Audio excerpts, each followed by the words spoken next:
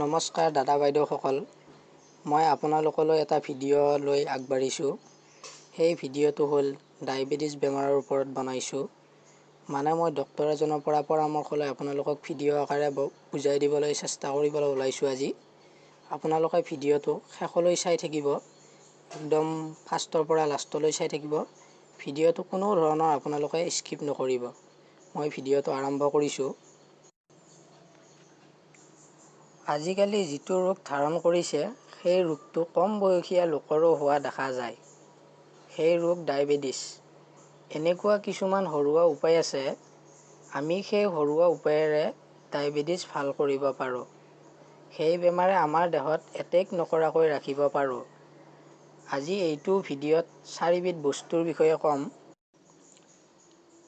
এই 4বিধ বস্তু খোৱাৰ পিছত 100% আপোনাৰ ডায়েবেটিছ কণ্ট্ৰল হ'ব। কিন্তু মই যেনেকৈ ক'ম সেনেকৈ খাব লাগিব। এনেই এদিন দুদিন খাই কাম নহ'লে বুলি ক'লেতো নহ'ব। যিমান দিন খালে এই বেমাৰ ভাল হয়, সিমান দিন খাব লাগিব। তেতিয়াহে কামত আহিব। আহক জানো আমি কি কি খাদ্য বস্তু খালে আমি ডায়েবেটিছ কণ্ট্ৰলত ৰাখিব পাৰোঁ। 1 নম্বৰ, কেৰেলা ডায়েবেটিছ ৰোগীৰ বাবে ভাল। কিমান সেয়া আমি সকলোৱে জানো, কিন্তু আমি নিয়মিত ৰূপে খাব লাগিব। আমি ৰাতিপুৱা কিবা এটা খোৱাৰ পিছত যদি কেৰেলাৰ জুচ খাওঁ, ৰেগুলাৰ আপুনি বান্ধি ল'ব লাগিব। 3-4 চামুচ ৰস এগিলাচ পানীত মিহলাই খাব পাৰে, নহ'লে আধা গিলাচ খাব পাৰে। আপুনি কিন্তু যেতিয়ালৈকে নকমে, অৰ্থাৎ কণ্ট্ৰলত নাহে, তেতিয়ালৈকে খাওক। আৰু 2 নম্বৰটো হৈছে ডায়েবেটিছ ৰোগীয়ে আপেল খোৱাটো ভাল। তেওঁলোকে দিনটোত এবাৰ 1 বা 3টা লৈকে খাব পাৰে। যি ঘনাই পেচাব কৰা হয়, পেচাবত গ্লুক'জ যোৱাৰ সমস্যা, সেই সমস্যা ভাল হয়। নিয়মিত ৰূপে খাব লাগিব। এদিন এটা খালে আৰু 2-3 দিন নাখালে আকৌ পিছত খালে নহ'ব তেনেকৈ। 3 নম্বৰটো হৈছে এই আপেল আৰু কেৰেলাৰ জুচৰ লগত খাব লাগিব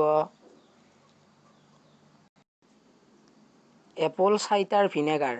আপুনি এগিলাচ পানীত ল'লে তাতে অকণমান আধা চামুচমান মৌ জোল দিলে আৰু তাতে আপুনি এই এপল চাইডাৰ ভিনেগাৰ এচামুচৰ পৰা মানে আপুনি আধা চামুচৰ পৰা ব্যৱহাৰ কৰিব লাগিব। অলপ কাঢ়া হয়।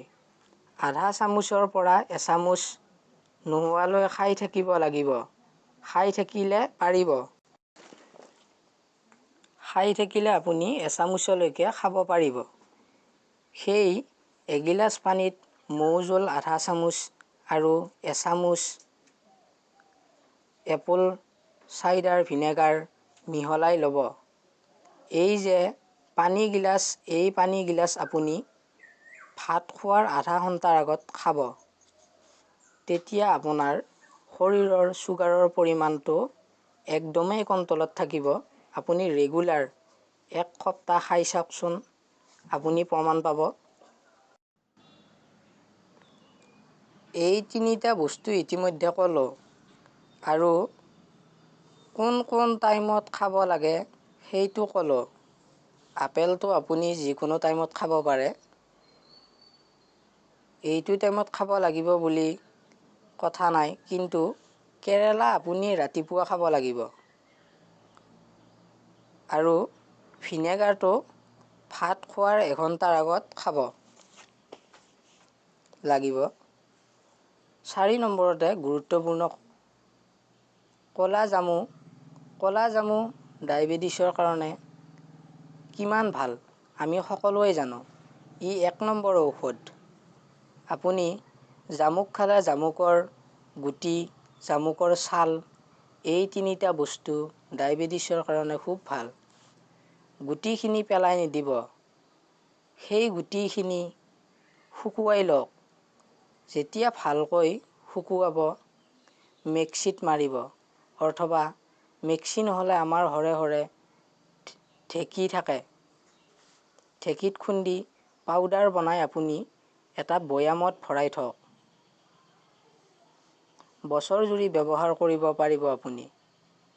কেনেকৈ খাব লাগিব কম, তাৰ লগতে আপুনি জামুকৰ গছৰ ছাল এৰুৱাই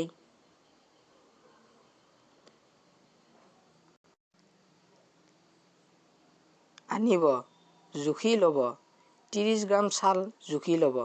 সেইখিনি সুন্দৰকৈ ধুব, ধুই পিচিব। পিচি পেলাই অকণমান পানী দি পিচিব। সেইখিনি পিচি ৰস উলিয়াই খাব লাগিব। কেনেকৈ খাব লাগিব মই ক'ম। এতিয়া যিহেতু জামুক ওলোৱাৰ ছিজন নহয়, ওলালেই জামুক খাওক। গোটেইখিনি শুকুৱাবলৈ কৈছোঁৱেই মই। আৰু যেতিয়া জামুকৰ ছিজন গুচি যাব, তেতিয়া আপুনি জামুকৰ গুটিৰ গুড়ি ব্যৱহাৰ কৰক। এগিলাচ পানী ল'ব, তাত আপুনি জামুকৰ গুটি 1 চামুচ মিহলাব। কুহুমীয়া গৰম পানী ল'ব লাগিব। তেতিয়া ভালদৰে মিহলি হ'ব। তাৰপিছত সেই পানীগিলাচ আপুনি খাব। দিনটোত যিকোনো এটা টাইমত খালেই হ'ল। ৰাতি শুওঁতেও খাব পাৰে এইগিলাচ পানী। তাৰপিছত জামুক যেতিয়া খায় আপুনি, জামুক খাই থাকিব পাৰে। যদি আপোনাৰ ওচৰত জামুকৰ গুটিও নাই, জামুকো নাই, তেতিয়া কি কৰিব? তেতিয়া আপুনি এই জামুকৰ গছৰ ছাল যে মই 30 গ্ৰাম জুখিবলৈ কৈছিলোঁ, সেইখিনি পিচি আপুনি পূৰা ৰস উলিয়াই ল'ব। পানী দি পিচিব লাগিব, তেতিয়া ৰসটো বেছিকৈ ওলাব। সেই ৰস আপুনি খাব। যিকোনো টাইমত খালেই হ'ল। এই 4টা বস্তু আপুনি ব্যৱহাৰ কৰক। এই জামুকৰ গুটি নহ'লে জামুক, জামুক নহ'লে গছৰ ছাল ব্যৱহাৰ কৰক। ডেইলি 4টা বস্তু। এনেকৈ যদি 1 সপ্তাহ ব্যৱহাৰ কৰে আপুনি, তেতিয়াই প্ৰমাণ পাব। আৰু ৰেগুলাৰ যেতিয়া ব্যৱহাৰ কৰি থাকিব, এটা সময়ত আপোনাৰ বেমাৰটো একদমেই নাইকিয়া হ'ব, একদম নৰ্মেল হৈ পৰিব। জুখি চাব, আপুনি নিজে গম পাব। যেতিয়া আপোনাৰ বেমাৰটো নৰ্মেলত থাকিব, আপুনি বস্তুখিনি খোৱা বন্ধ কৰি দিব। আকৌ আপোনাৰ যেতিয়া হ'বলৈ চেষ্টা কৰিব, বা আপুনি ভাবিব মোৰ বেমাৰটো আকৌ হ'বলৈ চেষ্টা কৰিছে, তেতিয়া আপুনি আকৌ এই ঔষধখিনি খাব পাৰে। নিশ্চয় আপোনাৰ কমি যাব।